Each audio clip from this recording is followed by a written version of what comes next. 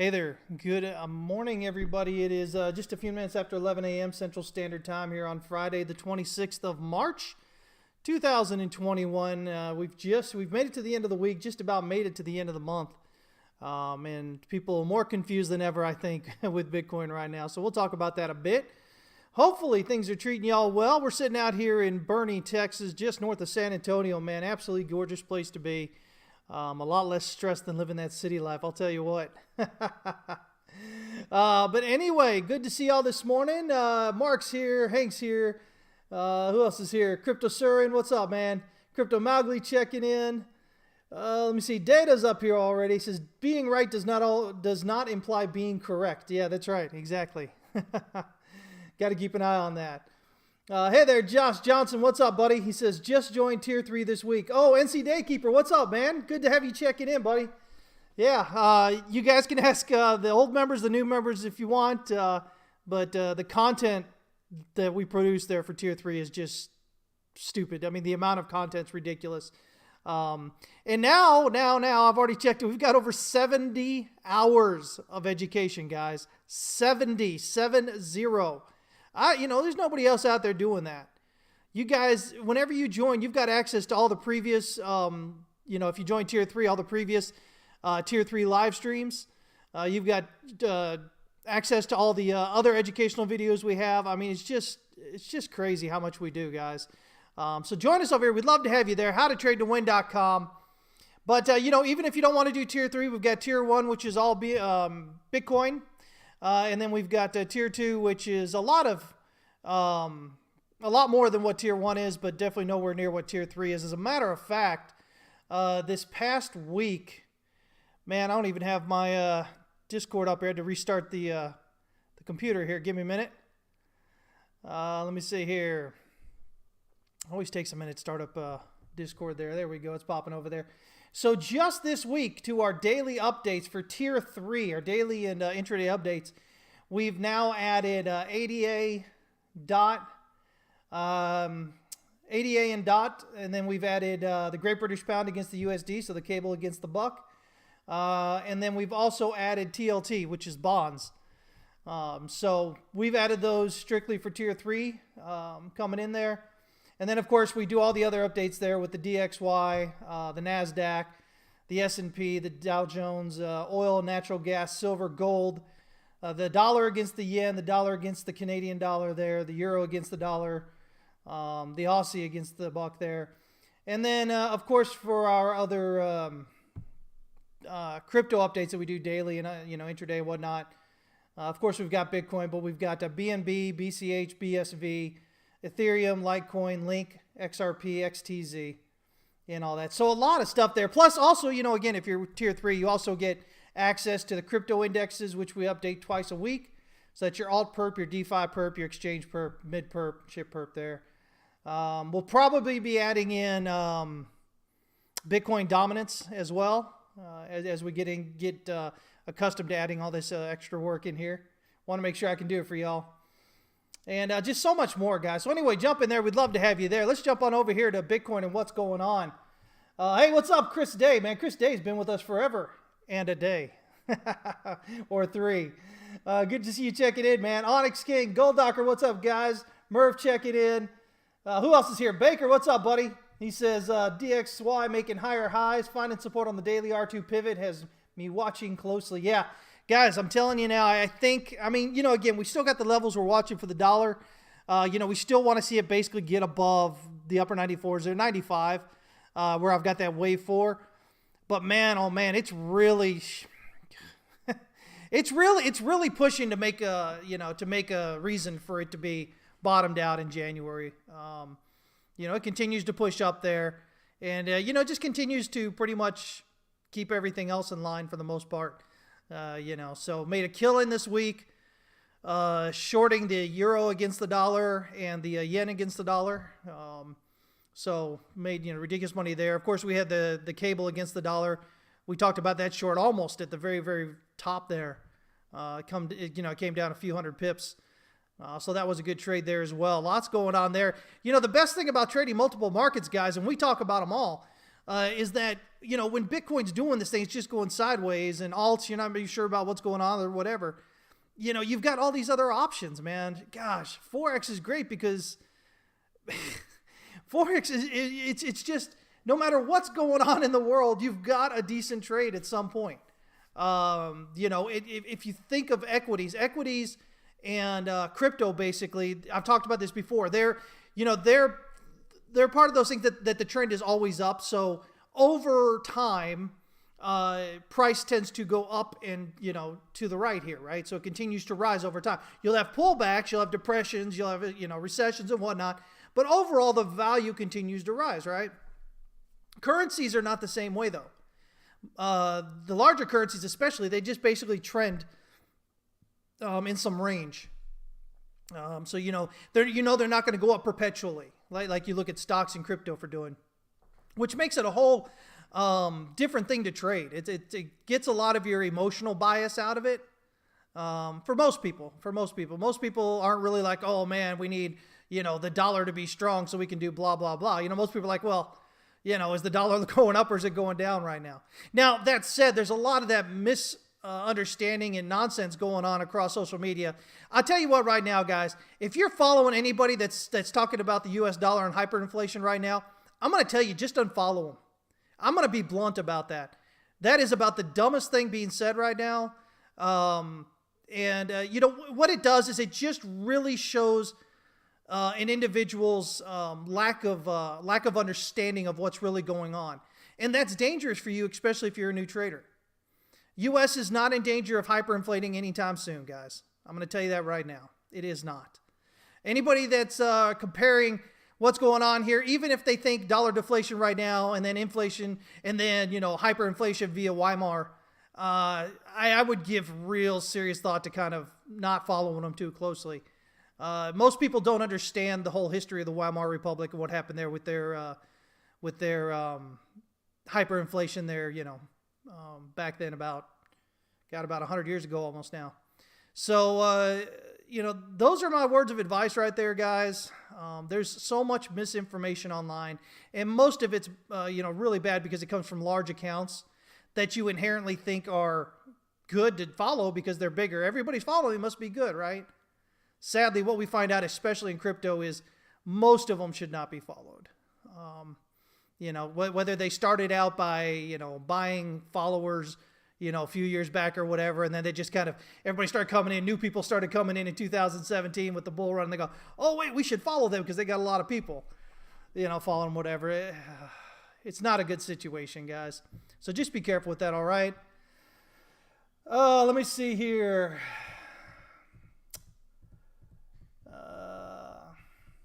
Let me see here. Kerouac, what's up, man? I am having a great day. It's a beautiful day outside, finally.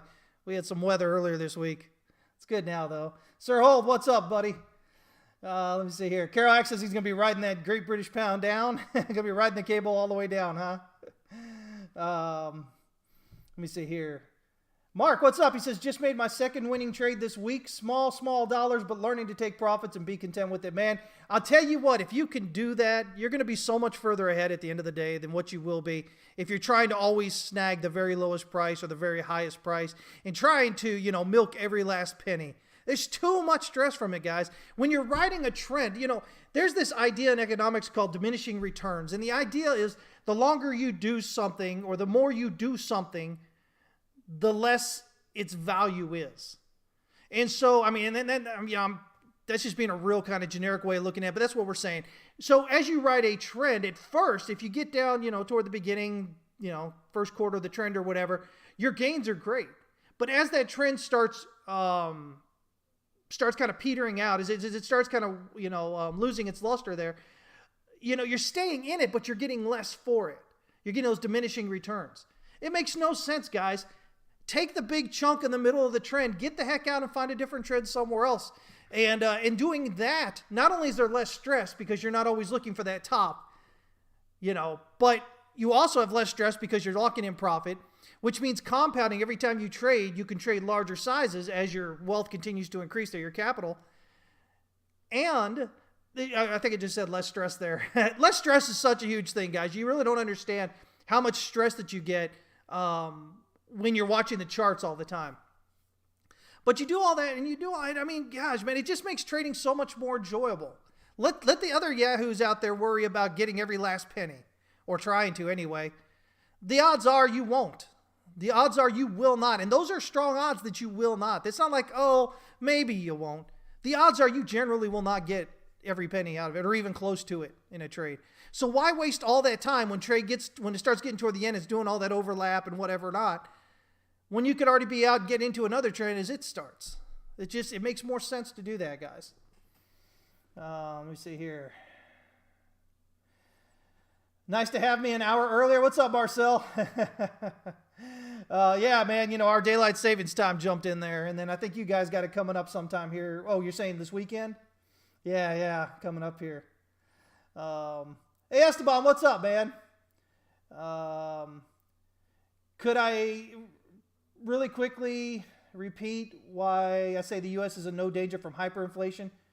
I didn't really go into it. I just said if you're following accounts that are really talking seriously about hyperinflation, just go ahead and leave them, because they have no real understanding of what's actually going on, guys. It's the reality of what it is. I'm not trying to be rude here. I'm just trying to be honest. There should be no fear from you for hyperinflation in the U.S. anytime soon. There's too many other things involved that people don't understand that are going to keep that from happening. And, we've already looked at other things. Again, everybody says that because they talk about the printing of all these dollars by the Fed. But again, these aren't dollars actually. All these dollars are not actually entering, the monetary system out here for us. And then what it does usually enters to the primary dealers, which then buy securities with it. They buy, they take that cash and immediately give it right back to the government and buy treasuries. So, when they say, oh, $1.9 trillion stimulus bill or whatever, most of that isn't coming into our economy, guys. And if it's not, then where's the fear? Why is there a fear of hyperinflation? I mean, that's the easiest, quickest way to say it. There's a lot more nuance to it, but really, don't take anybody seriously if they're talking about hyperinflation. That'll just lose you money, guys, left and right. So anyway, let's check here what's going on. So, there's a few different things we got going on here. I've told Discord that, there may be a bottom in here. If we look at this, we've got two counts I'm kind of watching at the moment here. One is this more bearish count, which, oh, wait, okay, yeah. Let me see here. This has since changed. Let me see here. Yeah, this one isn't going to be valid because we've got wave 2 going above wave 2 here, the larger wave 2. So I guess it's possible. Let me see here. It's possible. I mean, it's possible that we've got an ABC, ABC, and then we've getting a 1, 2, 3, 4, and then maybe a 1, 2, 3, 4, 5 here. So, I mean, let me go ahead and get rid of this. I guess in terms of this count is still potentially possible here. Let me throw this over here.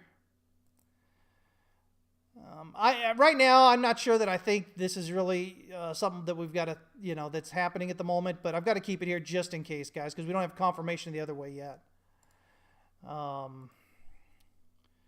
So right here, it looks like we could have an expanded flat. Oops. Right here. That's fine. Throw this down here in this group. All right. So if we look at this and we go, okay, 1, 2, 3, 4, 5 gives us 1. And then we go, A, B, C gives us A, B, C gives us B. And then we go 1, 2, 3, 4, 5 gives us a 1, 2, 1, 2, 3, 4, 5 gives us a 3, 4, 1, 2, 3, 4, 5, and it's working up here. I think, if it's going to do that, it's probably going to target this 61.8 here around 54,521. Again, we got a 1, 2 going on here. That's the descending channel resistance. So I think that might be about as far as it goes if it does that. Though this won't be, this wave 2 will not be invalidated unless, it goes above this wave 2 way up here. Okay? This 57,200. So now if we do this, I've got to change this up here just a minute. Let's see. If we hit that 61.8, So right there. All right. So then we've got potentially a wave 3 here at 45, 358.70. And that would give us a minimum wave 5 there, or a minimum wave 3 there, and a minimum wave 5 down here at 43, 206.60. All right. So, you know, if you're listening to people talking about different lower targets, you know, that's right in line with what they're looking at. So that's what you can look at there. Let me kind of pull this all over here real quick. Let's see here. That'd be a 3. Give us a 4. I mean, you know, again, and in terms of this larger descending channel here, that gives you a drop down through, a retest of that support as resistance, and then a further drop down through to basically the bottom of the range here. And so if you'll remember, we talked about the possibility that this is an expanded flat here. So A, B, C, and then it would be an A, B, C, or at least a flat. Might be just a flat here. But A, B, C, A, B, that could be a long C down here. Gets us near this termination point of wave A. And then we could go up. You know, you've got to keep your eye on that, guys. Just as a possibility going on there. And then we'll talk about the other count in just a minute here. You know, and there's always the possibility that this could be a 5 here and this could be a whole rollover down. I don't think so, though. I think it's just a big correction. So whether it's bottomed out here or it's going to come down lower, I think it's just a correction right now. Now, really what you need to, I mean, if you want the least stress, higher confidence trade, then what you're doing is you're looking for a break above this swing high up here. This 57,200, this red line right above the 1 hour and 4 hour pivot here. You get above that, that's your higher confidence trade to go long. If you're concerned about, oh, well, but I'm going to miss all this profit right here, but you don't want to manage your trade, well, you know, you've got to decide, you know, you've got to understand that that's life. You got to make a decision. Either you're going to have to manage your trade through this, or you just wait for that and, you know, you look for your move up. Now, if we break out, I'm not 100% sold on this channel just yet. It looks like it's pretty decent. If you break out of it, you can look at a possible, you know, if you break out as descending resistance, a possible pattern target of $5,847 above the point of breakout that's based on the height of this interior channel here. If you break out this larger channel here, makes sense. This is a pretty good touch here. Though, you know, so we got a touch at the top, touch at the bottom, touch at the top, touch at the bottom. Alternating touches, clean. EQ looks great right there where it's going through. So if you get an advance above that, then you should have a pattern target here of $8,400 and basically $48 above the point of breakout, wherever it breaks out. You add that to it. And that'll give you your pattern target based on the height of this larger channel. So, I mean, really, those are your 3 things right now. If it's going up, those are the 3 things you want to watch. Now, I said we do have a different count here, a more bullish count. That's this one. This is more along the lines of the one we still saw that we've been watching. And basically, this one says A, B, and then A, B, C is 1, 2. A, B, C is 3. Working on 4 here. So, again, could continue up here maybe a little bit more because it's a, you know, an ending diagonal here. And then you should get an ABC down for 5, which should get you right around that 49,500, 50,000 level, right around there. Which would basically just be probably a touch of this descending channel support here. And so if you get that kind of touch there and you move on up over that, you know, again, this should come down as an ABC when it does. So if we get to that point here, you know, something like this, maybe A, B, C kind of thing. Then what you want to do for confirmation, or maybe your first clue that the bottom's in, is you want to move above this wave B here, because you'll come down A, B, C, or however it's going to come down. But that B, that swing high, that's at B. Price pushes back above that. That's your first clue that the bottom may be in. Then you needed to go above wave 4 over here to add confidence to that. And that's how you'd play that going up. Otherwise, guys, again, you're just kind of playing these channels here. So if you break out above this descending channel here, then basically your target should be this larger channel resistance here. If you break out of there, then of course you've got your pattern target up there. I mean, it really isn't that difficult. There's a couple of different ways to look at it, but end of the day, that's really all you have to do right there. Let me see here. Let me see. Let me kind of catch up with you guys here. Let me see here. Hey, entertainer Lamb. What's up, Lamb? He says, well, I'm back in cash, took profit, even though price kept going up, happy. Hey, man, that's, and guys, you're really, I know a lot of this stuff I have to talk about if you're new, if you're green to trading, and it doesn't matter, guys. If you've been trading for 2 years, but you're still doing all these things I say you shouldn't be doing, and you're not being really profitable or consistently profitable, again, you're still new. I still consider you, time alone does not mean that you're experienced at something. You have to do it correctly over time to claim experience in it, right? And so, a lot of times I'll get traders or people that'll DM me, and they'll say, "Oh man, I've been trading for 4 years, and blah blah blah." And so my question always, well, so where, you're rich now, right? You consistently profitable, blah blah blah. No, well, then you're not doing it right.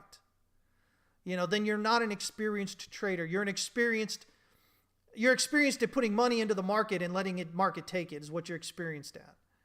But one of the things, I say all this because I want you to understand that one of the things that can really help you out as a trader is taking profit. If you realize profit consistently, if you consistently take that profit, mentally, psychologically, it affects you positively. Even if price continues going up. Because you never know if it's going to continue going up. You might have an idea that it might, but if you really believe that it was going to go up, you would just leave the money in there, right? But you don't. You take profit because you're worried that maybe it won't continue to go up. And what happens is at that time, you are taking profit. You are locking in profit. No matter what happens with price at that point, you've made money, guys. And there's something very positive psychologically that changes your emotions to much more positive emotions by taking that profit consistently. So if you haven't ever done that, that's something I would suggest you do. Start taking your profits. Don't worry about it getting to the most of the time, guys, you're going to notice if you haven't yet, you get in the right direction of the trade, but you get in with too large a position, so you get stopped out or liquidated prior to it continuing in that direction. Or you hold on too long and you're going that direction, and then it comes back against you, and then you don't get out and lock in your profit, and next thing you know, it's come back against you, and now you're negative, and then you get out at a loss when you could have had a profit because you were trying to be greedy. You were trying to get every last penny out of that. So these are things that aren't difficult to do, guys. I mean, physically, emotionally, it may be a little difficult for you to come in there and take those profits, but really, you'd be amazed at how much it affects your emotions positively, and it affects your psychology positively as well. So do what you need to do, guys. But I'm trying to, I give you these things. These are things that other people don't talk about. They want to sell you some system that, or some belief that there's some God out there doing, so perfect with their trading. That's their only concern because that's what you want to hear. But it's these other things that I talk about, that I stress and I continue to tell you over and over and over again that are important. These are the things that help you remain a trader over time. All right? Let me see here. Hey there, Tys. Well, thank you. I appreciate that. What's your opinion about using log scale while charting? I use log scale all the time. So in trading, there's the two camps. There's the log scale and the linear scale. Here's the thing, guys.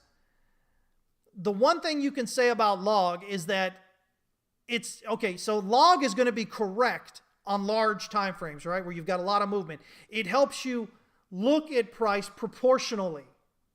Again, if you're at $1,000, you're looking to make 10%, that's going to be $100. If you're at 10,000, you're looking to make 10%, that's $1,000. And so log scale helps you see that proportionality correctly, because that's what people look at, right? They don't say, I'm going to make $100. They say, oh, I want to make 10%. And depending on where you are, that 10% is larger or smaller, right? So log scale helps you see that correctly. Linear cannot help you see that correctly on a large time frame. It skews everything. It makes it look ridiculous. It's not how we look at things. But on smaller time frames, linear works just fine. But so does log. So, if you've got a choice to use linear or log, why wouldn't you use log? Log lets you look at price action correctly on large time frames, but even on small time frames, it's still correct. So, it's a lot better than linear. That's always been my, approach there. I've always used log, and it works. It works extremely well for me. So, I would suggest, that you use log all the time as well. Let's see here. Let me kind of catch up with you guys. Hey there, Block Tech. Good to see you, man. Experienced loser? No, not experienced loser. Just experienced to give your money back into the charts. The biggest guys. You know what, guys? Here's the thing. When you're trading, it's easy to lie to yourself. Oh, I'll get out if it goes to this certain level, and then it gets to the level and you don't. Oh, you know what? That was just a mistake I made. I didn't do it correctly. I'll do it right next time when you lose money, right? That's a lie. You say, oh, well, I've been doing this for a few years, so I know what I'm doing. If you aren't consistently profitable, while you're trading consistently over years, then you're not an experienced trader. All right? But that's not meant to put anybody down. That's meant to help you realize and understand and note this for yourself, so you stop lying to yourself. Because once you figure out, once you're honest with yourself, say, okay, listen, man, all I do is I just really kind of just continue losing money. I make kind of good trades here or there, but at the end of the day, I'm just losing more money than I'm making. The important thing is to say, okay, I don't know what I think I should know at 3 years in. Because when you make that, when you're honest with yourself and you say that, then that forces you to do one of two things. Either you continue lying to yourself, or you make a change. And when you make a change at that point, that's usually the turning point. That's what I had to do almost 20 years ago, over 20 years ago, probably about 23 years ago or so. And that still took me a while after that. But I didn't have anybody over here telling me these things I'm telling you guys now. These are things that I've learned over time. But, again, it always comes down to you can lead a horse to water, but you can't make them drink, right? I can give you all the information in the world, but you have to step up and do it.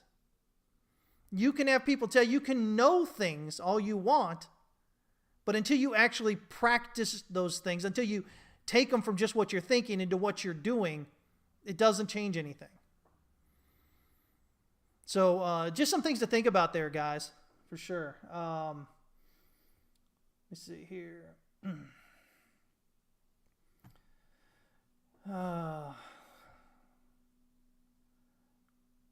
At what point do you just give up trading because it's not for you? I don't know. I've never given up. As I've told you guys, I woke up one day and just kind of said, you know what? I'm tired of losing all this money, stupid amounts of money.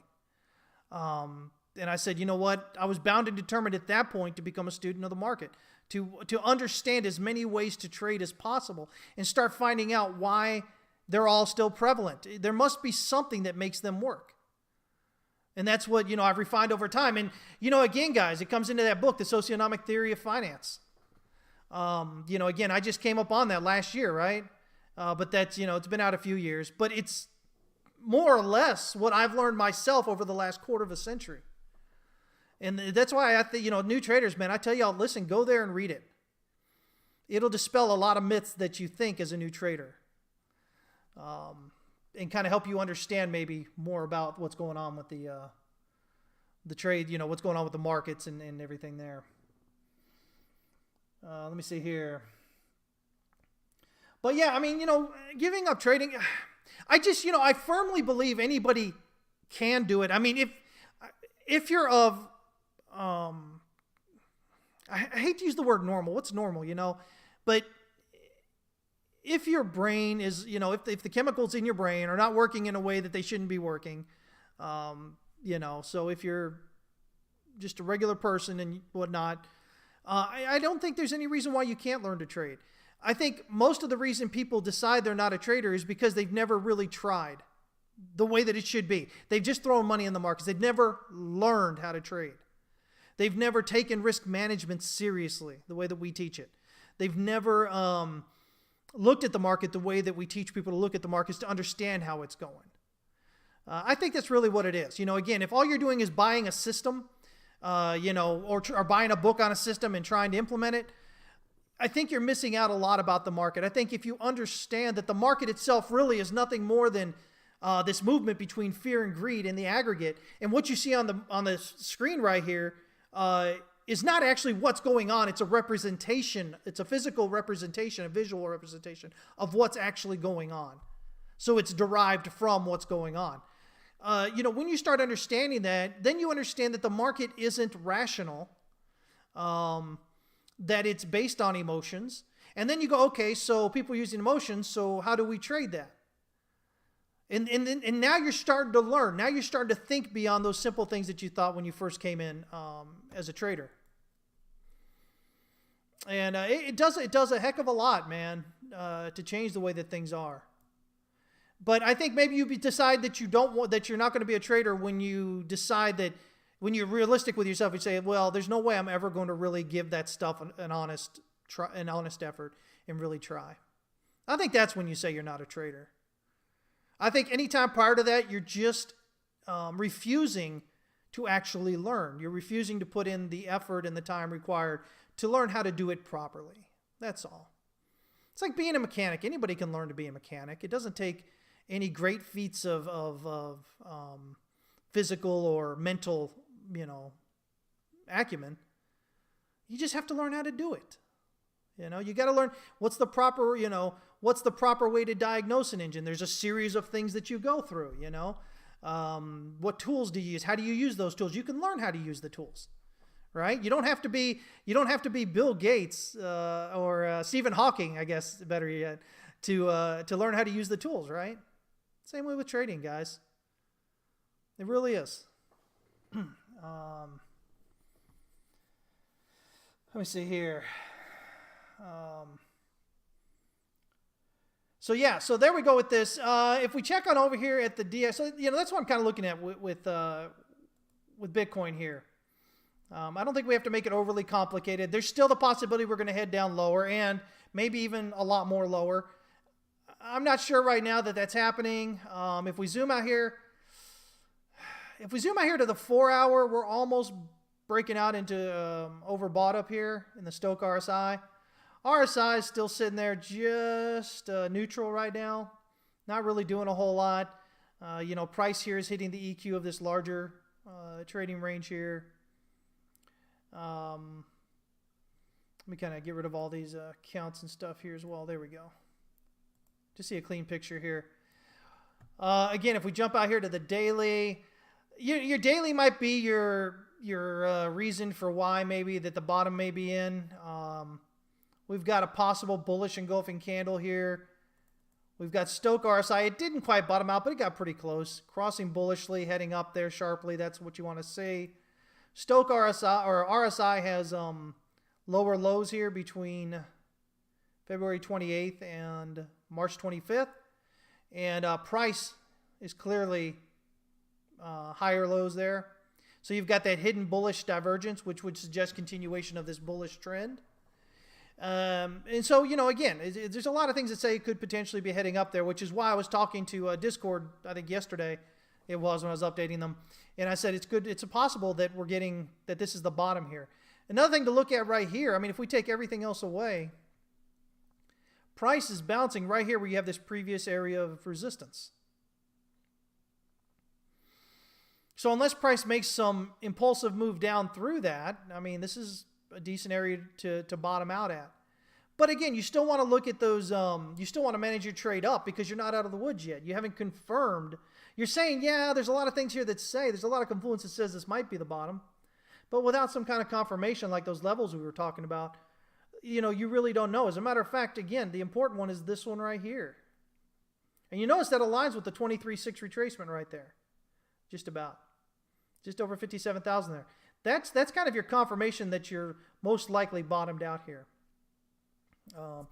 And then, of course, once you get above this, the all-time high here, once you make a new higher high, that makes it much more significantly likely that the bottom's there. So, I mean, again, there's a lot of things saying that could be the bottom there. Just understand that if you use those as your reason for being and you haven't actually gone through those other levels and whatnot, you're taking on more risk than if you wait for those levels. I'm not saying that you can't do that or that it's wrong to do that. I'm just saying, again, you've got to stop the lying to yourself thing. You've got to be honest with yourself about what you're doing.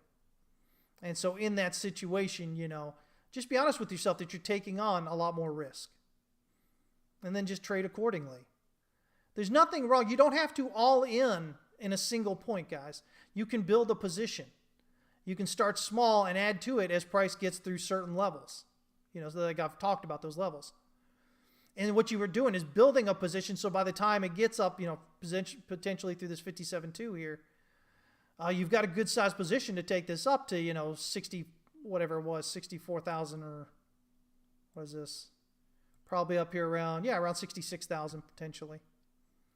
And maybe higher. That's just the pattern target off that. And usually pattern targets are wave 3s, so not all the time, but usually. So, you could be setting that up for that.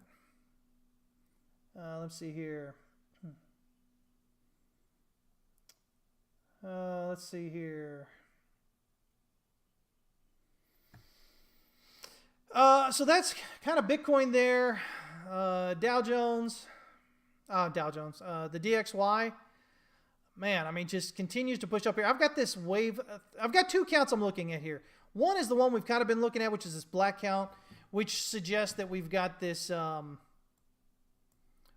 2, 1, 2 going on. And so then that would be 3 of 3 of 3. But that target, this 3 of 3 of 3, is right here around 93.108.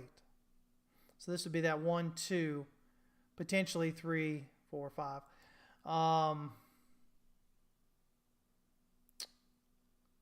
Depending on how this goes here, that 3 might actually be lower though. And I'm thinking it might because if we look at the Euro USD, I've got this wave 3 completed and we're working on this wave 4. So that might already be the wave 3 there. But overall, looking for this to continue up. Now, I have one other possibility, which is this idea that maybe there is a leading diagonal coming off here. So that's this red count. And that would look kind of like this here. Coming off the bottom here. So you go 1, 2, 3, 4, 5 here. And so in that case, again, you got your 1, 2, and then 1. You may have a 1, 2, 3, 4, 5 gives you a 1, 2, 3, 4, 5 here or whatever. As it continues to build up, we'll have to see how this continues playing out right here.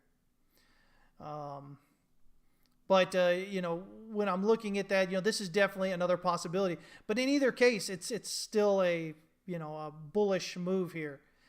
But again, remember, guys, what I was talking about earlier, we still want to see price get above this wave 4 up here at 94.729.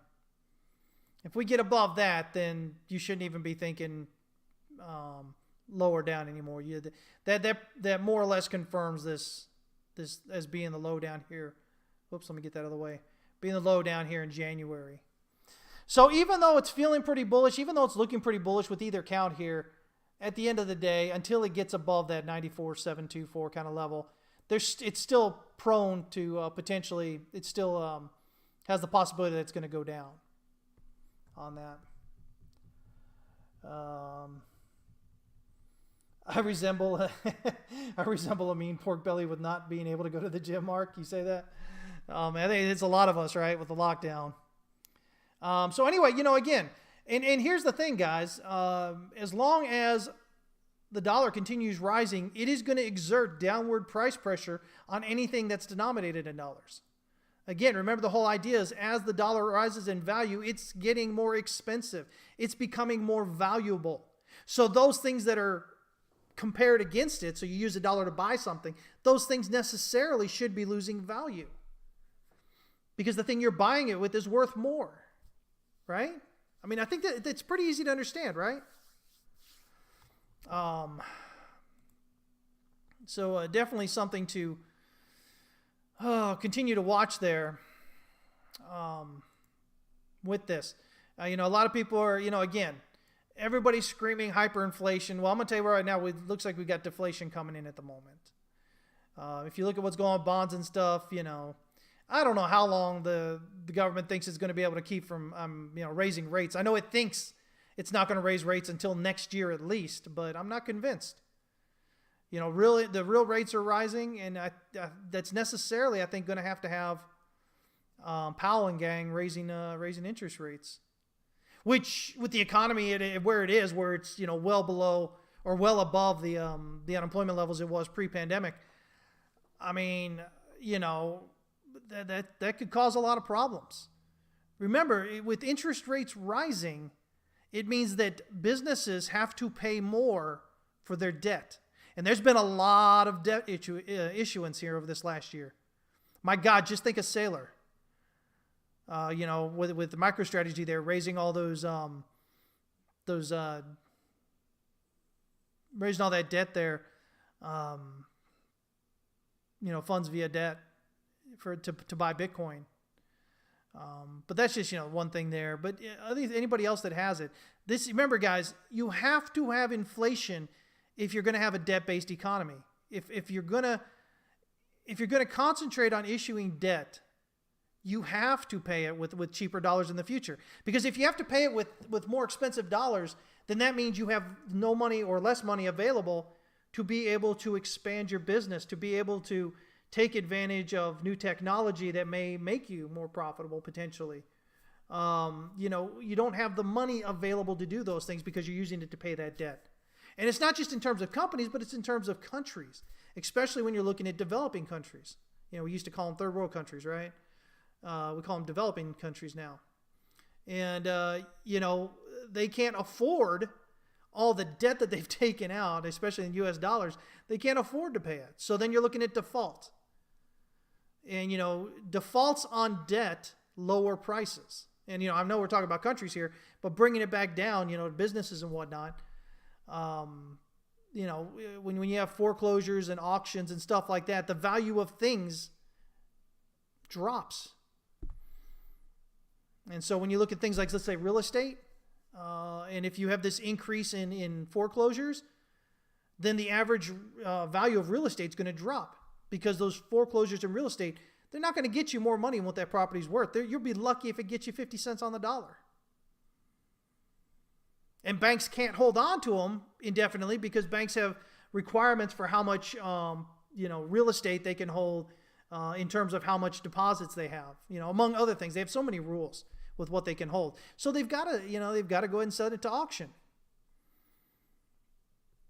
So if you're getting a deflationary dollar, and then you're getting foreclosures and auctions and stuff like that, again, that leads to that debt deflation spiral. Prices are going down, your dollar value is going up, so you have to pay more for debt. And it'll continue going down until it hits that equilibrium. Let's see here.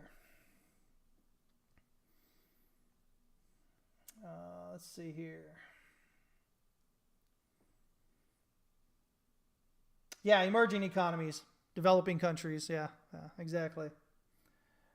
What's up, Telluride? Good to see you, man. Edward, great to see you checking in, buddy. So yeah, again, you have to, if you're not paying attention to the dollar rising here, if you're not taking seriously deflation, if you're just jumping on the crypto bandwagon and just blindly, I can't believe I just did that, but really, that's what it looks like to me when people do this. Laser eyes, diamond hands, all these stupid little things. And people act like they're 3 years old instead of adults. How seriously do you take your trading, guys? Everybody thinks it's so cool to act that way, but the rest of us out here that are really doing this, we're like, man, so I'm going to be getting his money and her money and their money because we know where this leads. We know what this means. Unless, somebody is in my position and they're just trying to get, people to follow them and buy whatever they're selling and whatnot, then they might act the same way. But you really, if you're spending more time talking about laser eyes and diamond hands and doing cute little profile pictures with lasers coming out of your eyes or whatever, you're not spending that time trading or getting better at trading. I mean, there becomes a trade-off, guys, in life. If you talk to people who are very good at something that they do, if you look at people that are the top of their group when they're doing a thing, whether it's I don't know, race car driving, baseball, cricket, whatever. Yeah, see, I said cricket for you guys. Football, not American football, soccer, right? But, when you look, or pianist, concert pianist, or concert cello player, or something like that, somebody that does really well, whatever it is they're doing, what you're going to notice is they've put a lot more serious effort into doing what they do. Often people think talent is what gets you where you're at. Talent helps a lot, but I'll tell you what right now, somebody who actually works their butt off will beat talent every day if talent's just sitting on their rear end. And that's the way it is, guys. And so you have to kind of make a decision with yourself. Are you going to be serious about trading? You're going to jump in with all the jackalopes there. That was nice, right? Yeah. On crypto Twitter. See, I use nice words. But seriously, I don't know. I'll probably get comments like, oh, boomer and whatever. I'm not a boomer. My dad's a boomer. But seriously, you have to consider the way in which you approach what you're doing, guys. Do you really want to be a trader? Do you really want to be good at trading? Then start acting like it. Start taking it seriously. Stop saying, oh, I don't have enough time to watch this education stuff. Oh, I don't have enough time to really kind of put it into practice. Well, there's the difference between you and me, right? And again, this is not meant to be rude to anybody. This is meant to be a wake-up call to hopefully be, real talk with you so that you kind of going, oh, okay, yeah. Okay, I'm serious about it. I want to do it. Because there's nobody out here that's going to be able to do it for you guys, all right? So, yeah. What's up, Crypto Girl? I see you checking in there. I just did a Howard Dean. Man, okay. Let's go on here. So let's see. So there's the DXY. There's Bitcoin. Let me see here. You guys are probably interested in what's going on with silver, right? Everybody thinks silver's going up for the next ride, right? I don't know. Let me put it in right here. All right. So silver, I've got this count going on right now, which says 1212.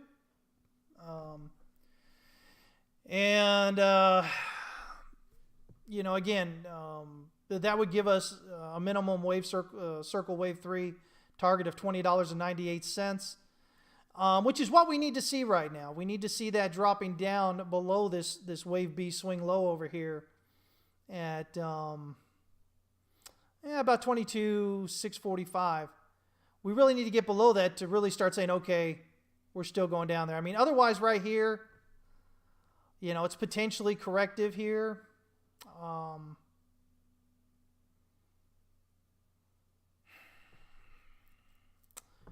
Again, we do have a 1, 2, 3, 4, 5 here. I don't know if I look at the rest of that though. I mean, this, minimum looks like 1, 2, 3, 4, 5, but it could be A, B, and then, 1, 2, 3, 4, 5 here still. So we really kind of need to get below this wave B here to really say, yeah, let's go. But right now, the trend is down. It continues to drop. The 4 hours you can see here was well overbought and Stochastic RSI dropping back down now. Yeah. So, I mean, that's kind of where we're at with that. If we look at gold, silver at 6. I don't know. Probably about 8, I think, is where we're looking at it. Is where I'm thinking it should go, which would mean gold, of course, heading down there toward 900. And I could be wrong, but, so far it's playing out as such. Where everybody's been telling you to buy these gold dips since up here at almost 21,000, or I guess a little bit above 21,000 here. $20,089.20 here on the futures.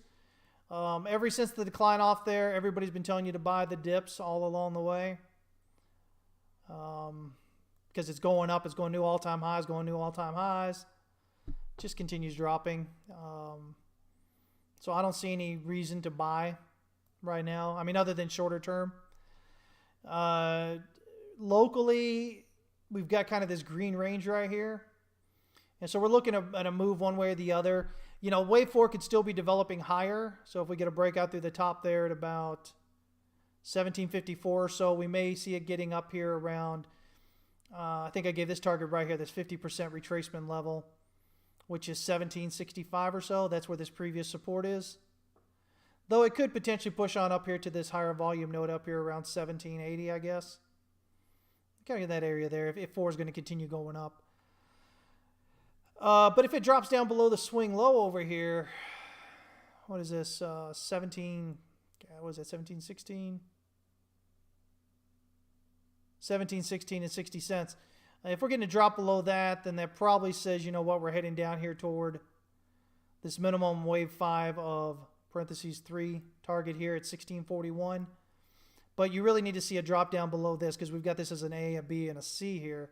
So this wave B swing low at 1696 and 90.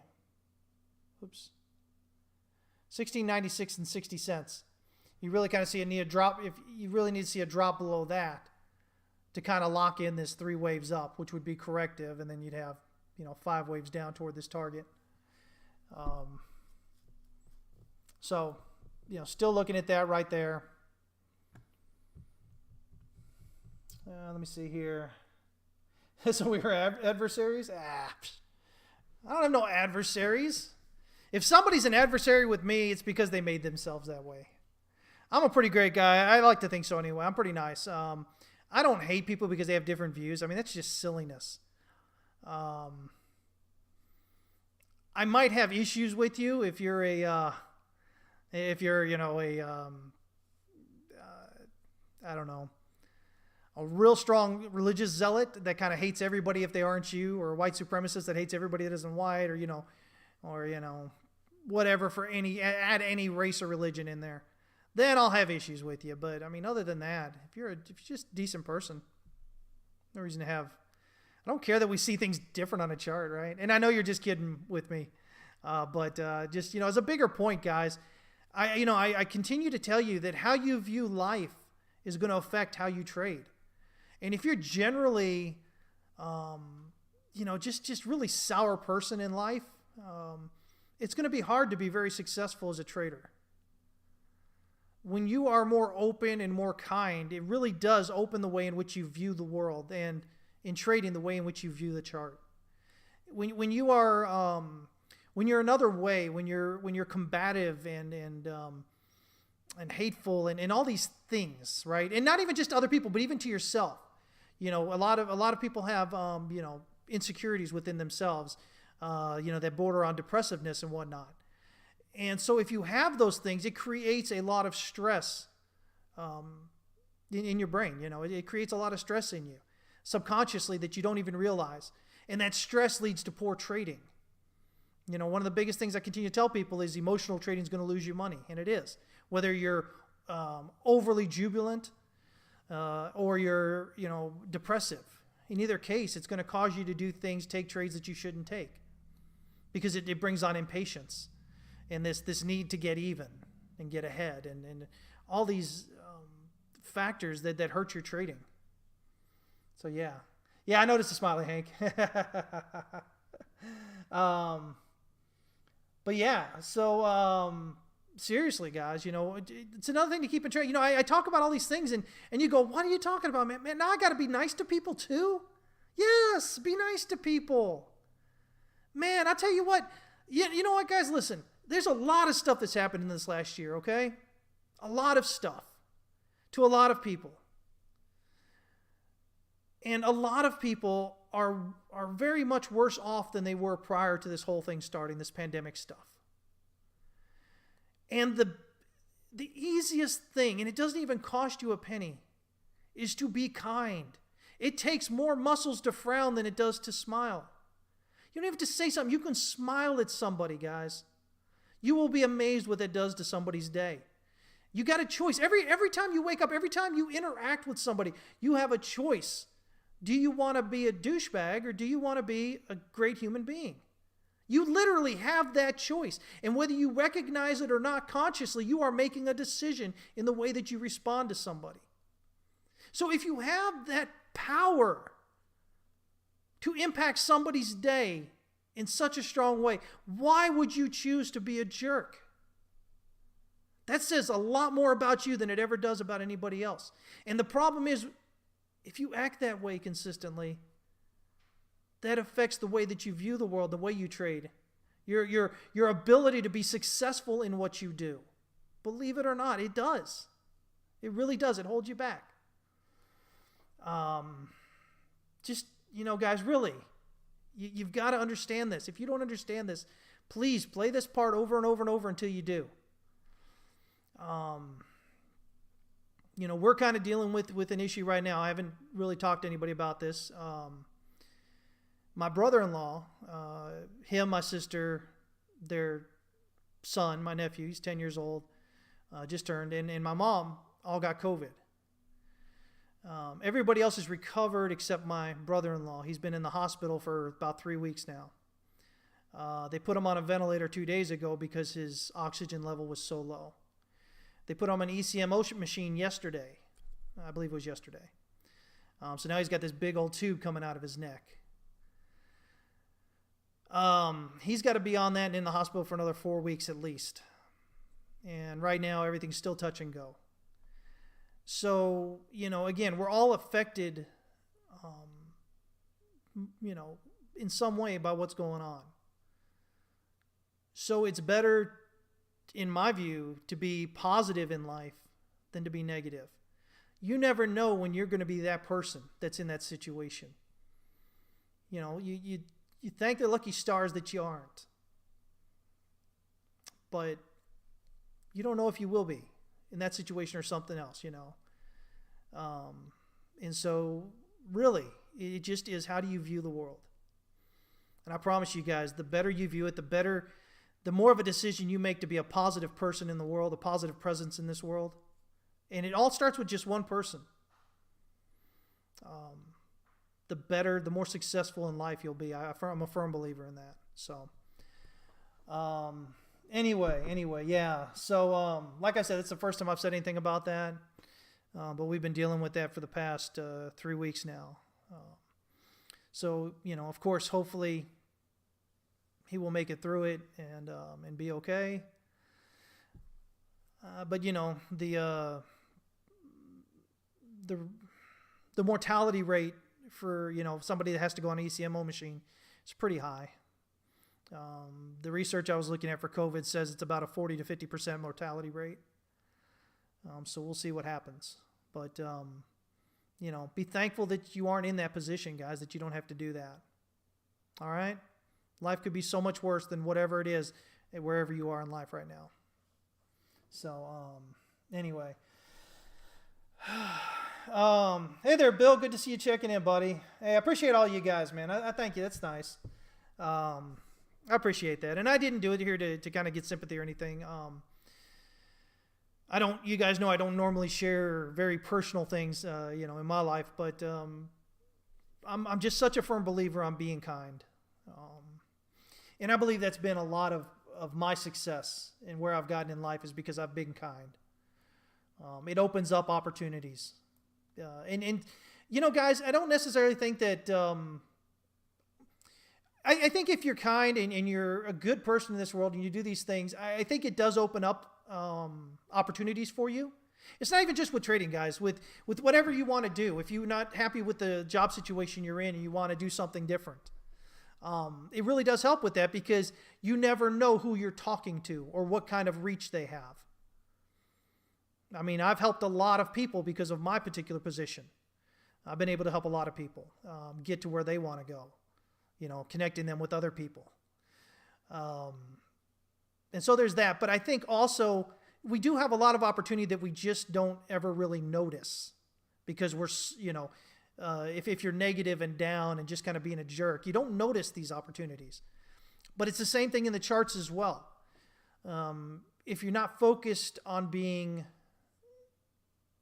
this good person doing things, and it isn't even that you have to go out of your way to do it. Just don't be a jerk. It really is as simple as that. It's always a choice in how you respond. But I think if you take life a lot more positively, then when you look at the charts, you see opportunities that have always been there, but you just don't notice them. Because psychologically, the way our head works, man, it's crazy. So anyway, Brian, thank you, sir. I appreciate you, man. Esteban, all you guys are great. Thank you. Point Zero, I appreciate you guys, man. Hey, hi, how we doing? Man, good to see you checking in here. So anyway, we'll get off that because it's a it's a sad subject. But so this is where gold. I'm kind of seeing gold at the moment here. Again, my target's still down here, but I can definitely see the a potential up here to this 50 to 61.8. I could see that, and that would also take you, as you can see here, in this descending channel here, this base channel. In Elliott Wave, this is a base channel here. It would take you around that EQ area, which would give you resistance, so that would make sense as well. But the reality of it is, price has to get above this way up here at 1961 or so to really get bearish. I'm sorry, bullish. Right now, if we just step back and look at this, that trend is so very clearly down. And you'll see right here that we're hitting this high volume node right there. It's kind of where we're at. And so getting rejected there, even if you don't want to buy the 900 low, again, I think you should be looking at least here at 1550, even more so down here at 1510, 1515, this larger high volume node here. Kind of zoom this in a bit here. And down here, really, again, down here toward, 1300. Because, those are where those high volume nodes are. And that's where you've got the potential to retest those areas of resistance, where prices congregated previously. Again, if you look at right here, this high volume node here, see I had price all fighting here and then drop down this area, still all good here. But you come over here and look at that. Support cluster right there.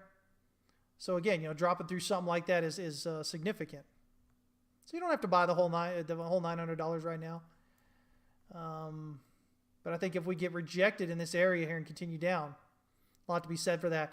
Right now the daily pivot sits up here at 1775 or so. And so, everything else aside, if you're trading pivots, guys, as long as, if you're dropping through that pivot and you bounce to that S1, you need to see price continue up through that pivot. If you go up to the pivot and get rejected and continue back down below that S1, that most often means you're going to the S3. And usually if you're getting to the S3, more times than not, that means you're going to run your pivots. Now, these are the daily pivots here. So, they're only good through the end of the month here. But definitely something to pay attention to. So, yeah. Let me see here. Man. Let me see here, guys. Okay, so what else are we looking at here? Okay, so TLT. Let's look at some TLT since we're kind of got that going on now. Let's leave page. So TLT is your bonds, your government securities here. And so we've had this great over the last few days, this great move up off the bottom here. Let me zoom out here. I believe we're done finally with this huge decline we've had. I think we are. We'll see. Right now, you notice we hit the high volume node here, pulling back. So we're going to want to see an advance up through that. And if we get that advance up through that, I think it really kind of sets it up for, hey, this is probably the bottom here again, an A, a B, and then a 1, 2, 3, 4, 1, 2, 3, 4, 5 kind of thing. But what we really need to see is this move above the red line, this that wave 4. So we really kind of need to see move above 143.30 to really kind of say, okay, there's your first clue that the bottom's probably in. Beyond that, then you want to get up here above wave B. And so when you get above wave B up here at 172.25, that'll add a whole bunch of confidence to the count there. So that's what we're kind of watching at the moment here, step by step as it moves up there on that. Let me see here. And we update, again, we added TLT this week. We are right now I'm updating it twice a week. We'll see if I have to update it more than that. I don't think so. We might maybe make it 3 times a week, Mondays, Wednesdays, and Fridays. But right now it's just 2 times a week. And we'll see how we do with that. Let me see here. Oil. Let's look at oil real quick.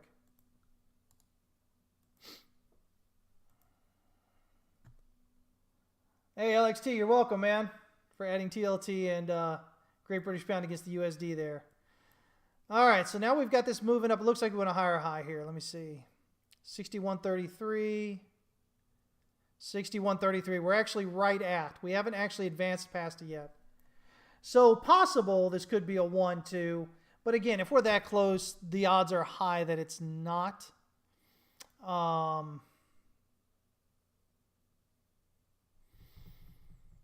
Let me see here. So if it did reverse off that and came down here, we'd be looking down here around $53 as the target.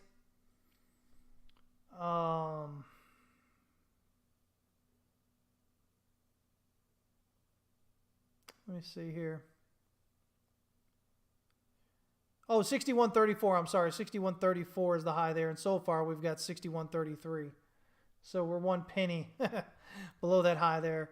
The 4 hour here is well into overbought here, almost topped out. It's possible. This could be an A and a B, and we're working on a C here for 4. For this 4 here, where does that take us here? Yeah, so this could be an A, this could be a B, 3 down. And this could be a C up here toward this 50% area, around 61.82 to the pivot there, 62.07 in that area. But, realistically, wave 4 could continue up until this wave 1 up here at 64.57 and still be a valid wave 4. So for right now, we're kind of looking at it that way. But we're also going to pay attention to see if maybe this becomes an A, B, C kind of thing somehow here.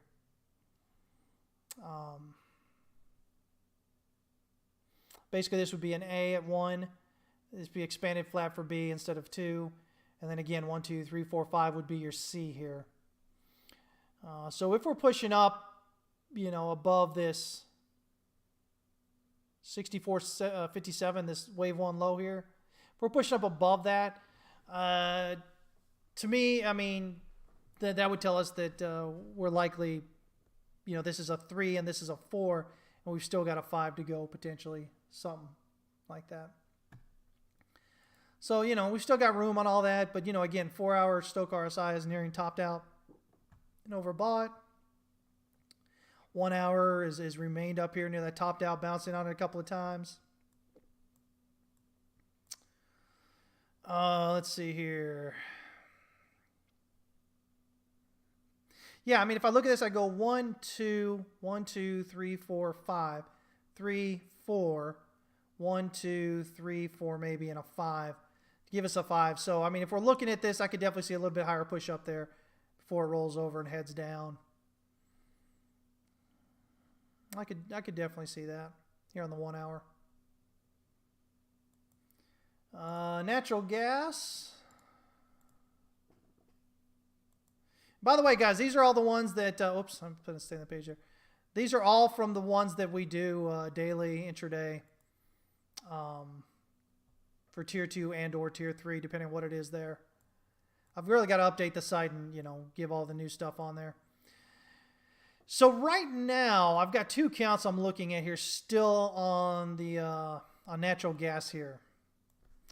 I'm not sure which one it is yet. I've got this blue bearish count, which says basically you had a 1 down here at the swing low back in December, into December. You had a 2 up here midway through February, and we're working on 3 much lower now. But in order for that to happen, we need to at least see a drop below this swing low right here. This should be wave B on the blue at $2.41.4. And so as you can see, we got pretty close here. We got about 10 cents, 11 cents from that right here. Yeah. Yeah, maybe. Let me see here. Let me look here again. I'm sorry. No, we were really close. $2.42 here. $2.42.2.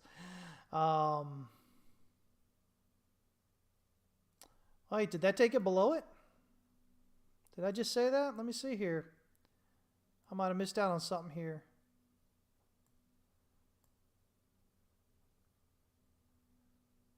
Yeah, this is low of $2.41.4. Low of $2.42.2.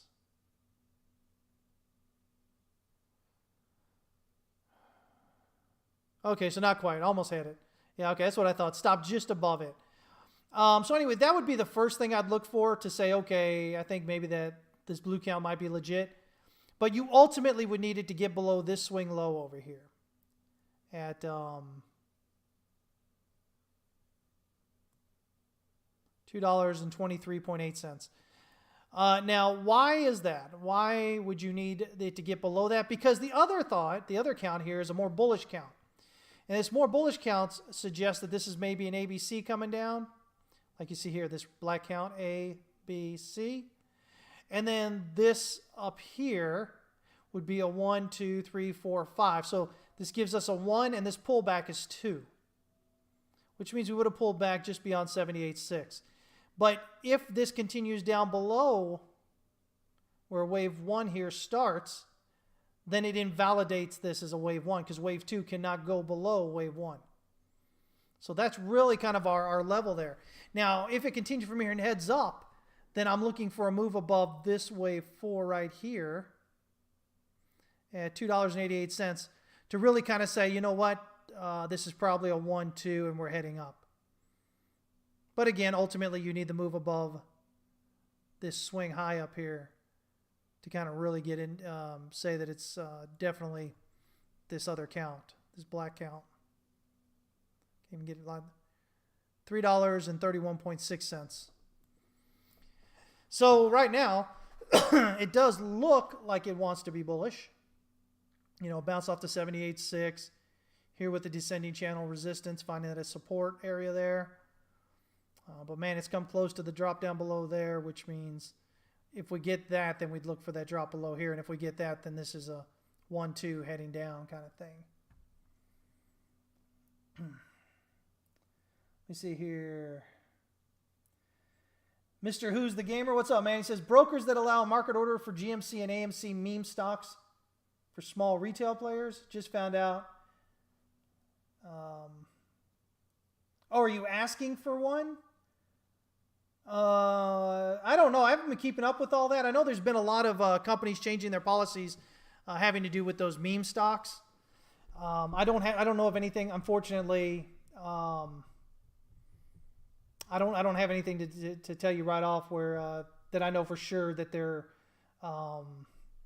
allowing market orders like that. Unfortunately, you're just gonna have to do a little homework and find out. And it also depends on where you are. Are you stateside here in the U.S. or are you foreign? And then that would probably change your possibilities there as well. Mark's saying Robinhood if you want to risk it, but I sure wouldn't. Grobman's saying might as well just play roulette with those. Yeah, I mean, so here's the thing, guys. What you'll find out in trading is that things like that happen are they have a ton of possibility for you. Once you are a consistently profitable trader, and you've got a system that works for you and whatnot, when you start noticing meme stops and things like that, man, they give you a wealth of opportunity for trading.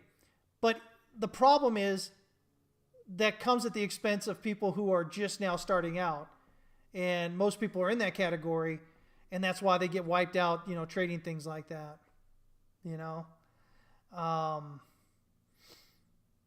So, I'm not necessarily against the silliness like meme stocks and then, meme coins and whatnot. But I think you really have to be much more versed with trading if you're going to jump on that. So, yeah, you have to see. Because it does. I mean, it puts a lot of opportunity there, but if you don't know what you're doing, it's easy to get caught with the sharp movements and whatnot. It's easy to get caught and lose money. And heaven forbid if you're doing stocks. My God, the amount of new traders that jumped into stocks because, it's easy, or so they thought it was an easy way to make money. Getting their accounts wiped out left and right. Stocks options are completely different from what we normally do here. Just so you guys know, it is a different way of looking. You have to understand things like gamma. Just as one there. You have to understand decay. And it's a lot. It's like I said, it's more of a math-based approach to trading. And it's not simple like people would have you think. I saw one of the most awful TikTok videos. God, man, TikTok. How do you all, as traders, survive if you're watching TikTok videos on how to trade? There was a guy on there, I saw it pop up on my feed, I think yesterday on Twitter, and he was like, listen, here's how you turn your 1,400 stimmy into $1 million. And he gets on his little calculator and says, okay, this times 8% daily. So the idea is, all you have to do is make 8% daily. Any of y'all consistently do that? I don't consistently make 8% daily, and I've been doing this for 25 years now. That's the hard realization that people learn eventually. It's always like, it'd be so easy to get 1% a day and just compound that, right? But it's not that easy. Not every day is a tradable day. And especially if you're not using correct risk management, you're going to end up losing a lot more, which means you have to make up all that money you lost, and you have to start at a smaller space, which means it's going to take longer time to make it up before you can even start making profits. Yeah. So, don't ever get caught up in that I have to make so much a day. Yeah, so let me say that, guys. I'm going to say that again. New traders often will come in with this thought that, man, if I can only make so much a day, I'll be good and go. The problem with doing that is not every day is a tradable day. Not every week is a tradable week. Sometimes you just got to just sit it out and wait for a higher confidence entry. You got to wait for something that makes sense. And so if you keep telling yourself, well, I've just got to make this much every day, that puts pressure on you to take trades even when you shouldn't be taking a trade. Even when the market is yelling at you, you idiot, stay the heck out. And you're just forcing yourself to take a trade because you're trying to, keep up with how much you said you had to make. And that's usually the way that ends, guys. So make sure you aren't doing that, all right? That's a quick way to get chased out of the market, lose a lot of money. Never feel like you have to put in a trade at any point. Don't sit out there and feel like, don't ever get bored. Don't trade just because you're bored. Don't enter a trade just because you're bored. And, don't put in a trade just because you feel like you're going to miss out. I mean, I'm saying all these things. These are things that we normally do as traders, guys, when you first start out. Your goal should be to create a system that works consistently for you. And that starts with, first of all, understanding proper risk management. And then number two, applying it every day. You absolutely have to apply that risk management properly every time you trade. Not every day, but every time you trade. And then once you're doing that, then the second part of that is to start looking for trades that make the most sense. Don't enter a trade just because there's a chance. You're going to lose a lot of money that you don't have to lose. Wait for the trades that are higher confidence trades. Look for the, the divergences in oversold or overbought. That's a good start. It's easy for people to do. Trade a little bit larger time frame. Don't trade the 15-minute, especially if you're new. You'll lose a lot of money doing that. But yeah, don't revenge trade. If you feel emotional, if you feel really upset that you lost some money on a trade and you're looking to get back in so you can make that money up, notice that that's what you're doing, and then don't. Step back. Get away from the computer, get away from it until you calm down and your system in you resets. I promise you, you want to do that. Most revenge trades end up losing even more money. Because let's say it's a decline and you thought that was a bottom and you tried to go long and you got knocked out, right? So what you're going to most often do as a revenge trader is you're going to try to jump in as quick as you can. You're like, oh, I just missed it, but now we're below, so now it's going to go up. And you'll go long again, and you get knocked out again. And then you'll try and do it again, and it's just continuing to lose money. You got to step back.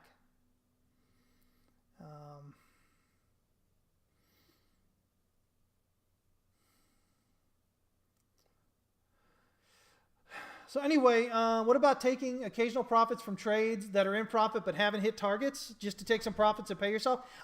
Listen, I'm going to tell you guys right now, I have absolutely no problem with taking profits.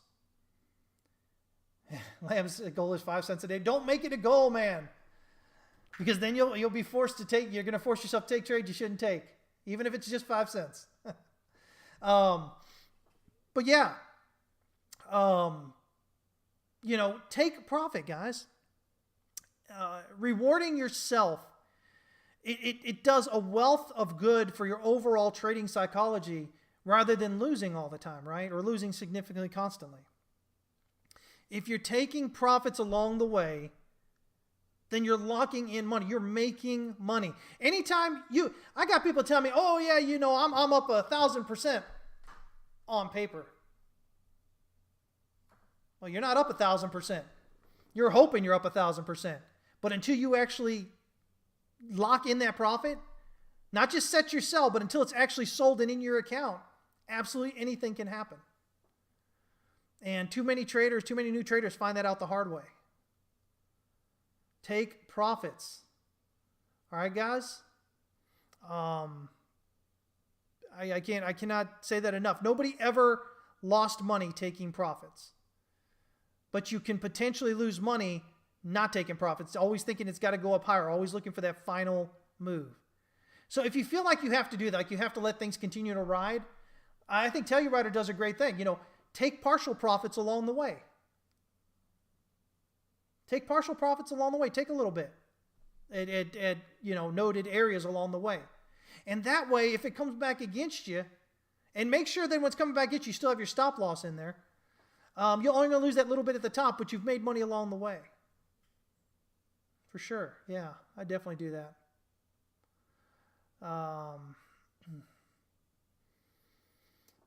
So let me see here. Laddering in and out, for many traders, that can be a huge thing to help you if you have profit or if you have trouble waiting for confirmations, or you have trouble taking profits, convince yourself to take profits, ladder in and out.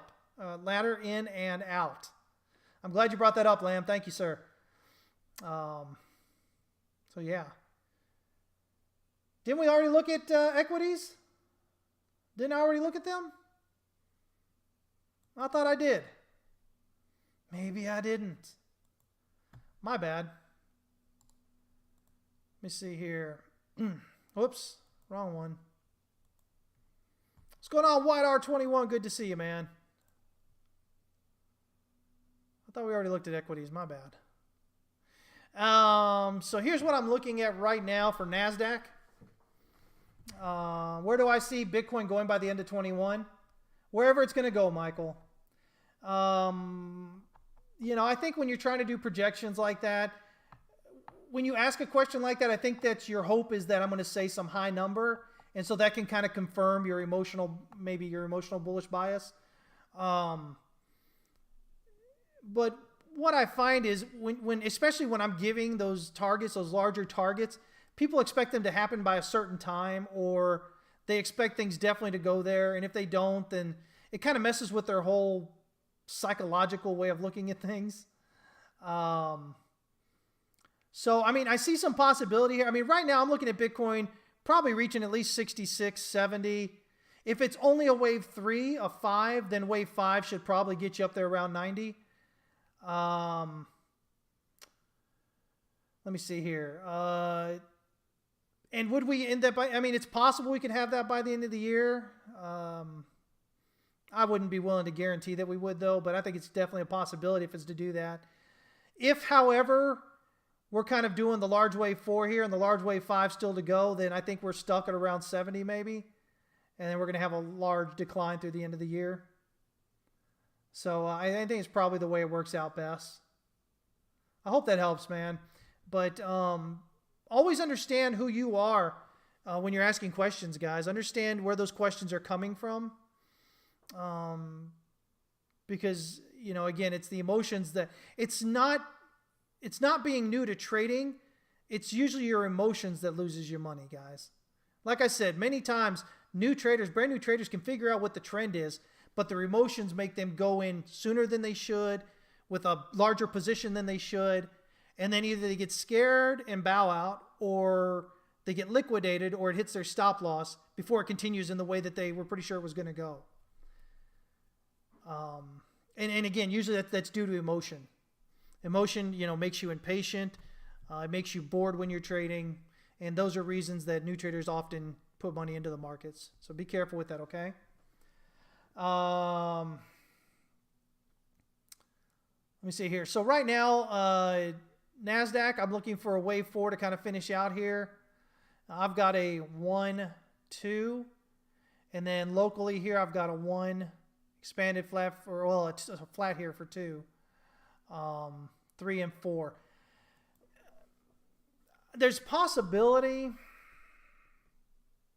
I think there's a possibility as well that this could be a 1, 2, 3, 4, 5 leading diagonal. So I think that's possible as well. Right now I've got it as 3 and 4 here. So as long as it turns around prior to this wave 1 here at 12,950, as long as it reverses prior to that, which it should, that's the pivot right there. Then I'm looking for it to head on down here toward, you know, maybe 12,500 or so. But if this is a, you know, 1, 2, 3, 4, 5 as a leading diagonal,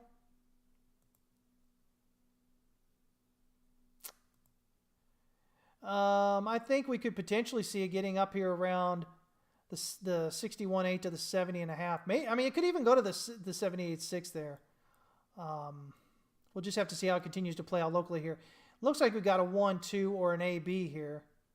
So if this is a 1, 2, we've got a 1, 2, 3, 4, probably a 5, and that'll give us an A, you know, somewhere between 38.2 and 50.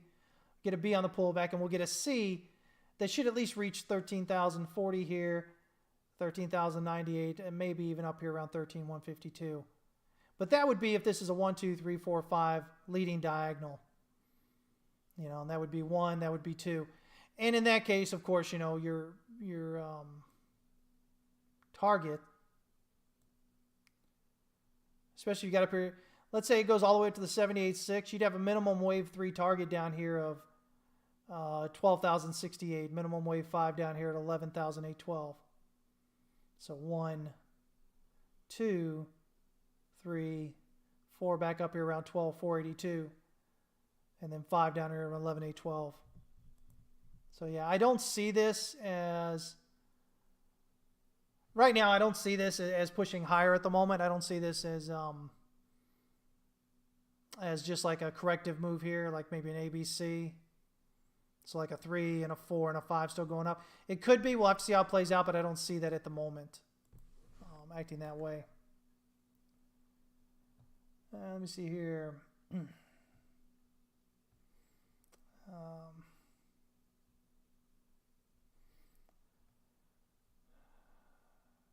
Hank says we hit exactly the 1618 extension if you take it from 20 to 3. So I think 70 is very optimistic. Michael, hey man, I appreciate your honesty, buddy. Thank you so much, man.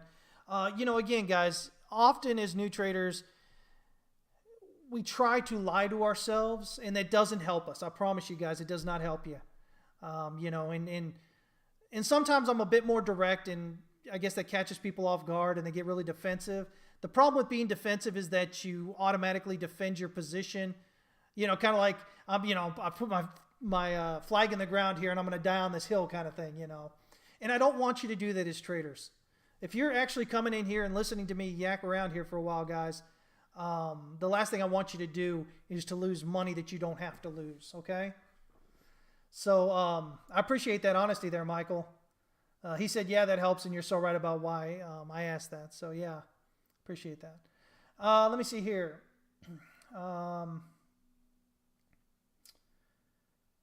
So Hank was saying we hit exactly the 1618 extension. If you take it from 20 to 3, I think 70 is very optimistic. Let's see here. I'll kind of zoom out here a bit. So you're saying right here? From 20 to 3 you said, I'm sorry.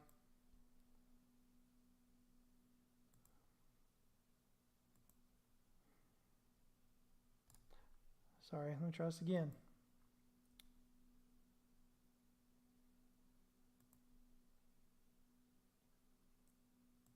Here we go. Oh, where is it? There it is.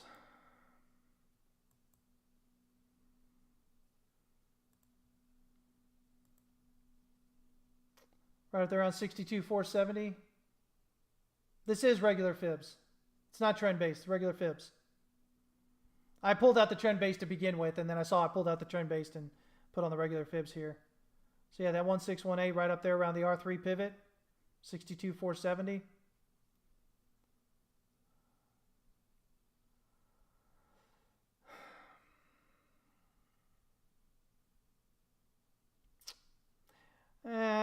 Here's my thought. If I'm looking at this, here's the couple of things I'm looking at, guys. One is that I'm interested in March in the monthly close here because March is typically a down month for Bitcoin. So I'm really interested in that.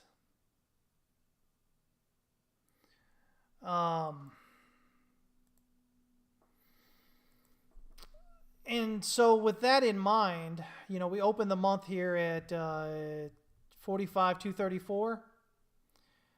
So, historically we would expect to close below that for the month. But what gets me is these two candles prior, January and February. Because you need to note what's going on here. You've got expansionary candles here, the 3 months prior to that. You've got volume going with it until you hit this January one right here. All of a sudden you have a spike of volume and you have it closing with a large doji on top. So that's telling you there's a lot of supply coming in. Next month, a little bit better candle spread, less volume, but still a large wick up here. So again, still got supply coming in. So depending on what supply does in this month here, how this month ends out, I think gives you a possibility for some kind of top right here in this area. If we're closing on down there, I think it really kind of opens it up for that possibility. So yeah, I've been cautious about March because of January and February here. So we'll see how it plays out. But if you also look at the March RSI, it's up here about 91. Let me see here. Let's see here. Now, if we look at this during this run up here in 2017, we hit 90, almost 94 there in August, which is right before we had the pullback and the final push up. So again, the idea that this could be a 3 where we're at, pulling back for a 4, and then we've still got a 5 up makes sense. And then, of course, it went a little bit higher there ultimately at 90, almost 96. So we're pretty close to that right now with this 91. We'll see how it plays out here for the month. Stochastic RSI, of course, all topped out right there. So that's one thing I'm definitely kind of interested in. How is the monthly going to end?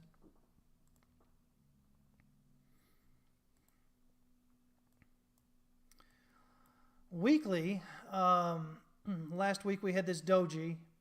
This week we've got a bit of a doji, but it depends on how it closes down by the end of the month here. But again, you had this bearish divergence here from the week of the 4th of January through the week of the 15th of February. And then we had, again, more bearish divergence from that week of February 15th up here to the week of March 8th. And so what you get is this bearish divergence, hidden bullish divergence, bearish divergence. And we'll see how that plays out. But the larger this week closes, so the further down it closes, the more significance it gives to this potential reversal area here. Now, the problem is this doji comes not at the high, but it's the next one over. If this doji was the high, then I would be feeling even more significant about how this week closes. But because it's the secondary candle in, again, we're finding support right here. We had a previous resistance. We talked about that earlier. So I'm not overly sold on what's going on in the weekly candles at the moment. Let me see here. TV Canal is talking about hidden bullish divergence right here. Yeah, right here. Coming up. And that's what we talked about earlier, I guess, before you logged on, TV Canal. So, yeah. Let me see here. Let me see. We had a question about ADA USDT, I guess. Let's see.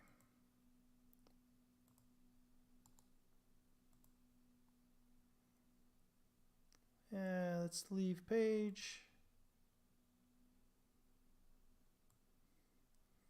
So right now, the way I'm looking at ADA, I think what we have here is a flat. So ABC down, ABC up, 1, 2, 3, 4, 5 back down. Right at the pivot on the daily. Stoke RSI, not bottomed out, but pretty low and crossing bullishly and oversold now. A bit of local hidden bullish divergence here on RSI. Right there.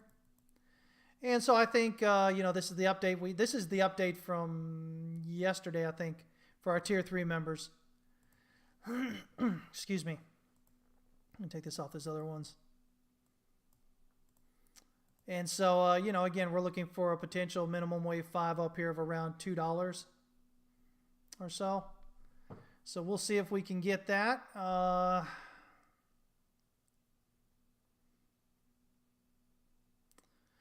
mean, if I look at it, let me see here.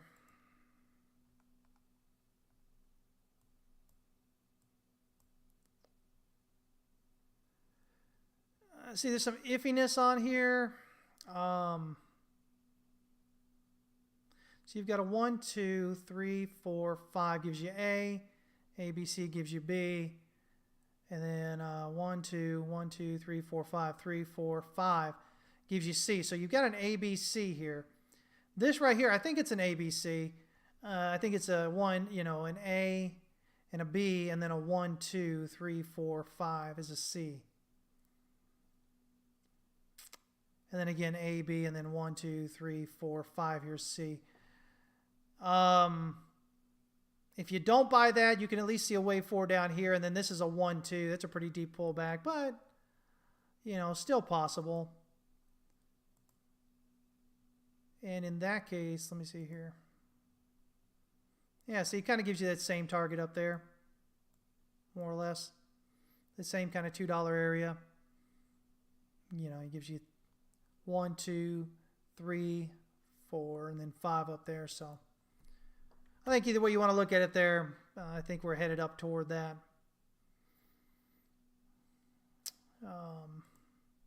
But you definitely want to get above this swing high up here, this $1.43, and that should that's the wave B, A, B, C. So getting up through that should indicate that prices continued up with that wave 5 there. Yeah.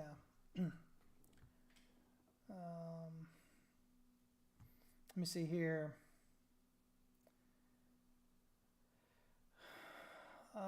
It says, do you think there's a bear flag forming on Bitcoin and Litecoin lower time frames, and we might go lower? Yeah, we might go lower. I already talked about that. Be sure to go ahead and just scroll back to the beginning of the stream. And I spoke about Bitcoin pretty extensively there. So go ahead and check that out. Chris Day says he was just thinking about buying, so that's sure a bear signal there. Oh, man. So anyway, yeah. So I think that's what we're looking at, guys. So that should do it there, okay? Whoops. As always, guys, if you're following here and, if you're joining us here and you've got some questions that I didn't get to here in your tier 3, request the chart there in the chart request. I've made some good headway on that. And so, yeah, I'm finally getting caught up somewhat. And so, I should have it caught up pretty soon here. So I appreciate your patience and all. We lost a lot of time when we were out of power there for 4 days with all that winter weather. So, yeah. So anyway, I'm going to get out of here, guys. But as always, remember, the only thing you control in the market is how much you lose. So it's all about that risk management. I mean, it really is, guys. At the end of the day, your risk management is where you make your money. I cannot say that enough. And I hope that gets through to you guys, all right? So if you haven't joined us yet, be sure to join us at howtotradetowin.com. We'd love to have you there. I'll guarantee you at tier 3, we've got more content than you're going to be able to get through. So there's a lot of education in there. And some pretty great charts as well. So hopefully you guys are doing well. Hopefully you're trading safe. Have a great weekend. Make a lot of thought about what I said about being kind and, the differences of being hateful and, and how that affects you and the way you view life and, in the charts when you're trading and stuff like that. But also remember, guys, you have to take a break from trading. There's absolutely no way you can sit here and look at those charts, all day, every day.